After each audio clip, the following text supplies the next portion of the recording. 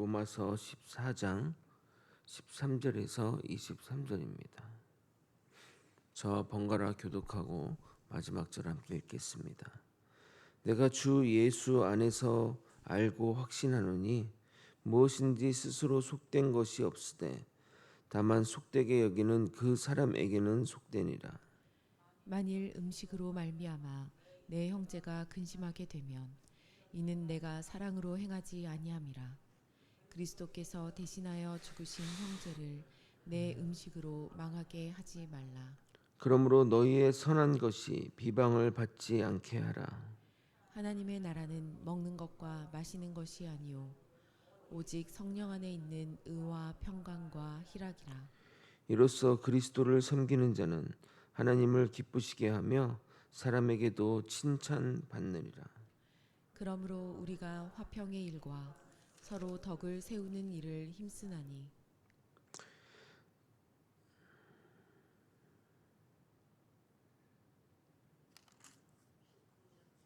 19절 음식으로 말미암아 하나님의 사업을 20절인데 제가 잘못 적었네요. 음식으로 말미암아 하나님의 사업을 무너지게 하지 말라. 만물이 다 깨끗하되 거리낌으로 먹는 사람에게는 악한 것이라. 고기도 먹지 아니하고 포도주도 마시지 아니하고 무엇이든지 내 형제로 거리끼게 하는 일을 아니함이 아름다우니라. 내게 있는 믿음을 하나님 앞에서 스스로 가지고 있으라. 자기가 옳다 하는 바로 자기를 정죄하지 아니한 자는 복이 있도다. 의심하고 먹는 자는 정죄되었나니 이는 믿음을 따라 하지 아니하였기 때문이라. 믿음을 따라 하지 아니한 것은 다 죄니라. 아멘.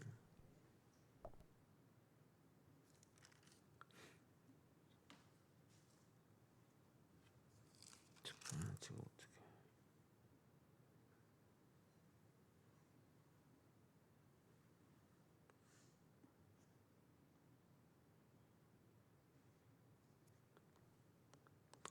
어제 살펴본 로마서 14장 1절에서 지난번 살펴본 로마서 14장 1절에서 12절 말씀을 정리해 드리도록 하겠습니다. 사도 바울은 성도가 서로를 쉽게 판단하고 정죄해서는 안 되며 오직 하나님만이 우리의 참된 주인이자 심판자이심을 강조합니다. 초대교회 안에는 음식과 절기 문제로 서로 다른 신앙적 견해를 가진 사람들이 있었는데 어떤 이들은 자유롭게 행동하고 어떤 이들은 율법적 이유로 조심하며 살았습니다. 그러나 바울은 어떤 한쪽을 절대 기준으로 세우지 않고 서로 업신여기거나 비판하지 말라고 권면합니다. 왜냐하면 교회는 완벽한 사람들이 모인 곳이 아니라 하나님께 은혜로 받아들여진 죄인들의 공동체이기 때문입니다. 성도는 자기 기준으로 다른 사람을 판단하기 쉽지만 신앙의 기준은 사람이 아니라 하나님이며 우리 모두 하나님의 종일 뿐 누가 누구를 평가할 자격이 되지 못합니다. 또한 성도의 삶은 자기 만족이나 사람들의 좋은 평가를 얻기 위한 삶이 아니라 주를 위하여 사는 삶이어야 하며 우리가 살아도 죽어도 주의 것이라는 사실은 예수 그리스도의 십자가와 부활로 확정되었습니다. 그러므로 신앙은 자기 마음대로 살아가는 것이 아니라 삶의 목적과 방향을 주님께 두는 것입니다. 마지막으로 사도 바울은 모든 사람이 하나님의 심판대 앞에 서게 될 것을 상기시키며 남을 함부로 판단하기보다 자신이 하나님 앞에 설 존재임을 기억하라고 권면합니다. 동시에 이는 사람의 평가와 오해 속에서도 성도가 흔들리지 않을 위로를 주는데 우리의 최종 판결자는 사람이 아니라 하나님이시기 때문입니다. 사람들이 뭐라고 판단할 땐 그것은 최종 판단이 아닌 하나님께 맡겨진 최종 판단만 우리에게 중요할 뿐입니다. 오늘 읽은 로마서 14장 13절부터 23절은 단순히 먹어도 되느냐 안 되느냐의 문제가 아니라 복음 안에서 자유를 받은 성도가 그 자유를 어떻게 사용해야 하는가를 다루는 본문입니다. 특히 먹을 수 있는 믿음이 있는 자와 연약한 자가 교회 안에서 어떻게 서로를 대해야 하는지를 통해 하나님 나라의 본질과 사랑의 원리를 보여줍니다.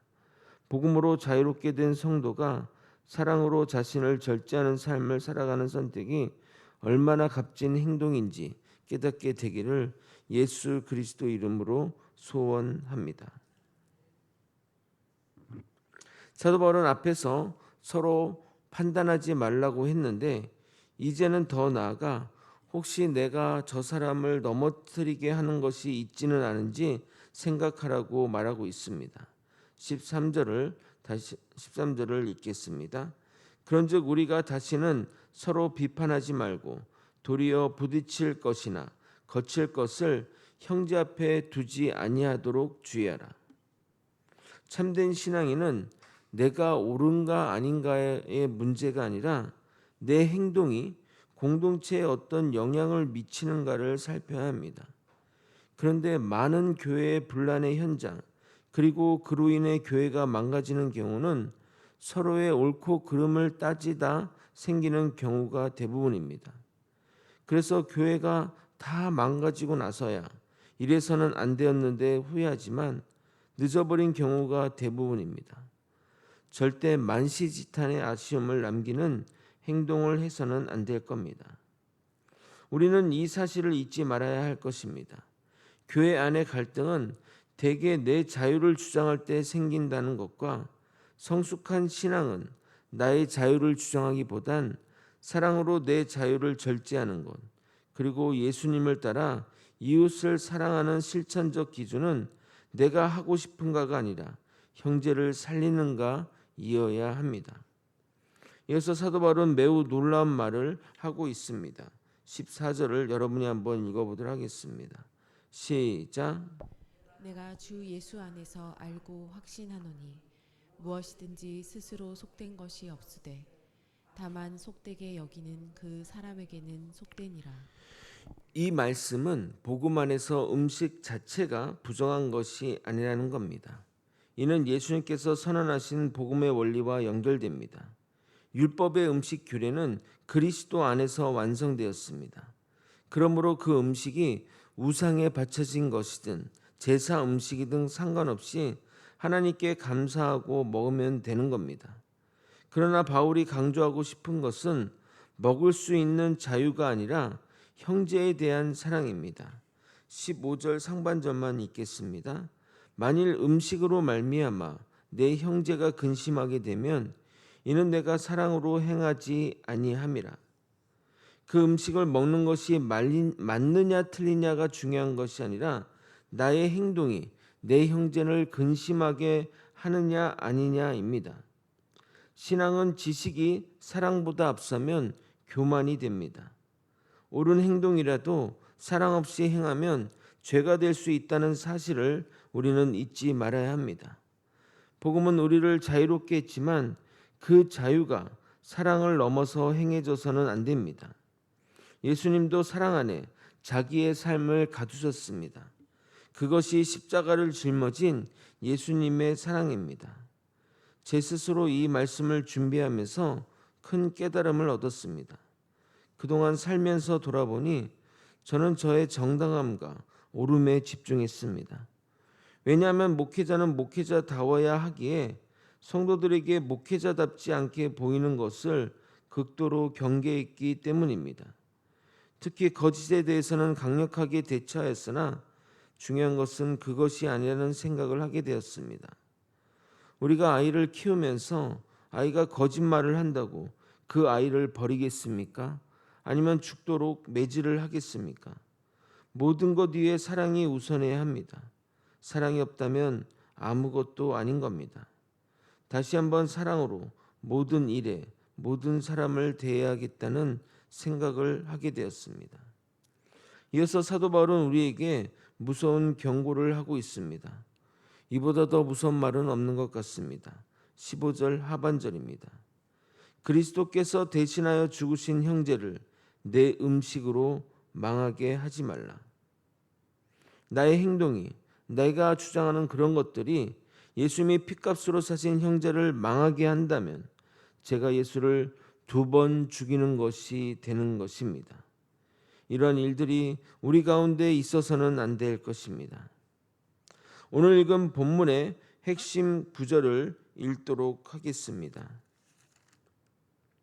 17절입니다. 여러분이 한번 읽어보겠습니다. 시작. 하나님의 나라는 먹는 것과 마시는 것이 아니요 오직 성령 안에 있는 의와 평강과 희락이라.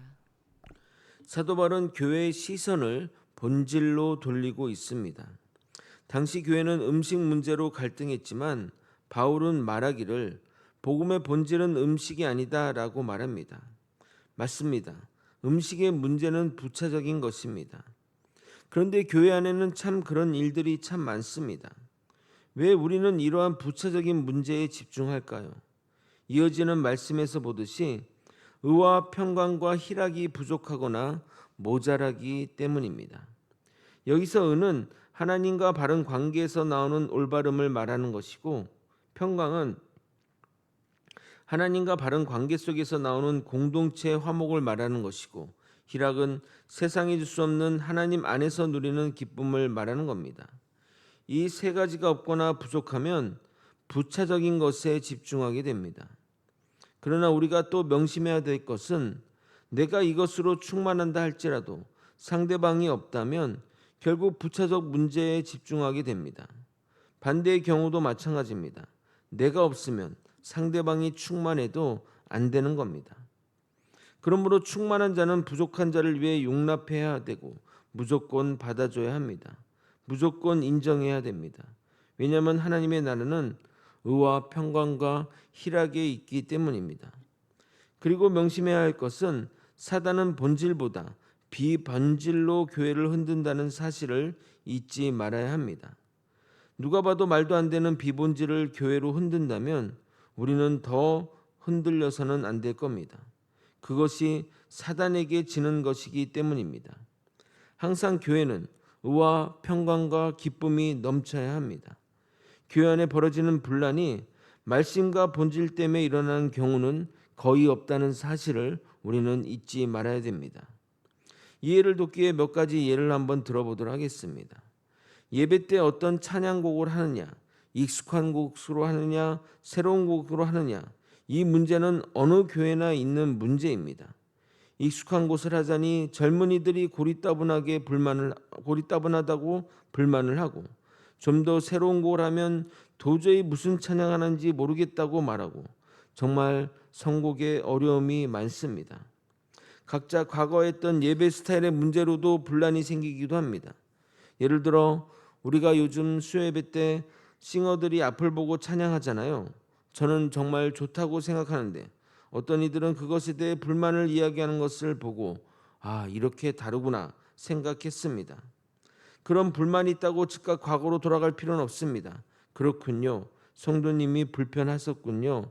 이렇게 인정해주고 동의해주면 되는 겁니다.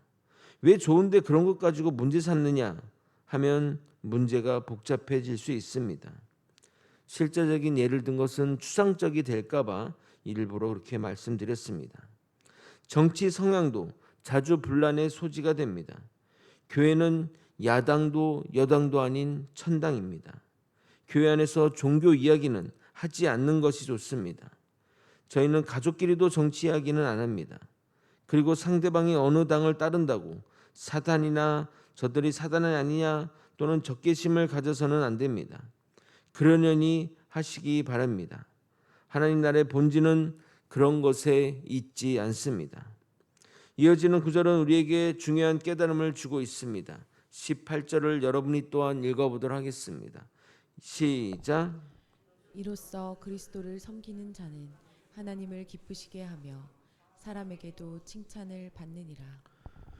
하나님을 기쁘시게 하는 일이 사람에게 칭찬을 받지 못한다? 그렇다면 그 일에 대해 재고해 봐야 합니다. 만약 너무나도 하나님을 기쁘시게 하는 일이 맞다 하더라도 성도 다수가 반대한다면 안 하는 것이 맞습니다. 반대의 경우도 마찬가지입니다. 사람들이 좋아하는 일이라도 하나님을 기쁘시게 하는 일이 아니라면 해서는 안 됩니다. 그러나 건강한 공동체는 그것이 일치하는 경우들이 대부분입니다. 하나님이 기뻐하시는 일들은 사람들로부터 칭찬받는 일이 된다는 겁니다.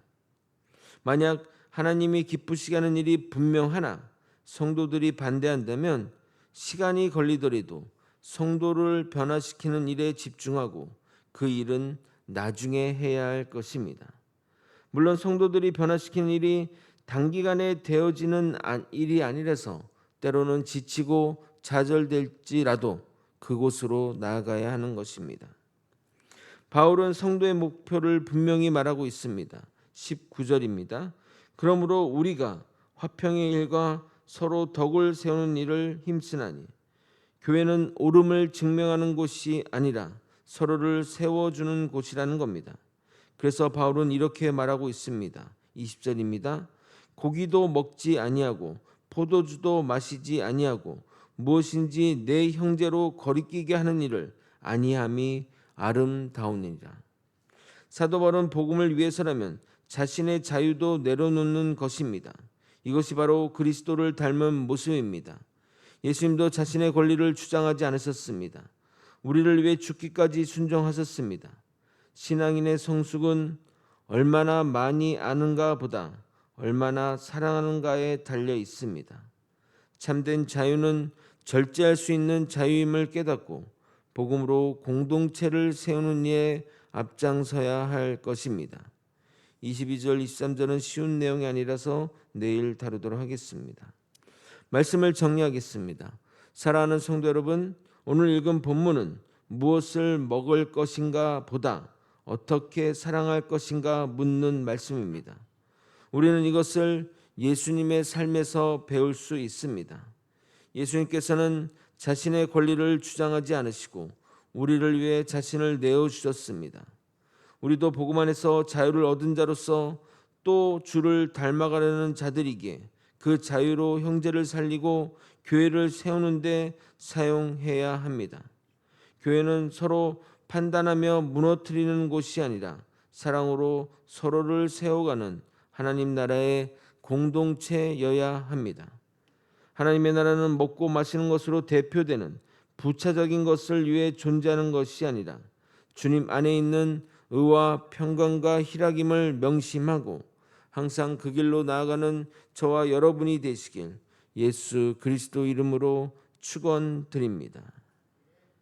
기도하시겠습니다. 하나님 아버지, 하나님의 뜻 가운데 살아가는 우리가 되게 도와주시옵소서. 가장 우선해야 할 일은 형제를 살리는 것입니다. 형제를 세우는 것입니다. 아버지, 따지고 또 누가 옳은가 따지기보단 하나님의 뜻 가운데 예수 그리스도를 닮은 모습으로 나아가는 우리 모두가 될 수 있도록 이끌어 주시옵소서. 이 모든 것 우리 주 대신 예수 그리스도 이름으로 기도드리옵나이다. 아멘.